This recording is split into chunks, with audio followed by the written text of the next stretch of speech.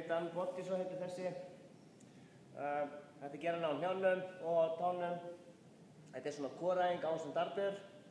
Þannig að þetta er þannig, ég stíg hérna í og ég tek armböður og svo toga ég mig langt aftur.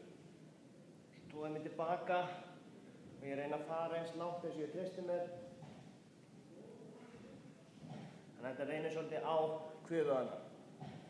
Passa bara leið og ég fer aftur að passa vel upp á bakið, leið ég finna ég er að missa spennuna, þá fer ég ekki lengur út. Það er fyrir mikið aflið að koma sér tilbaka.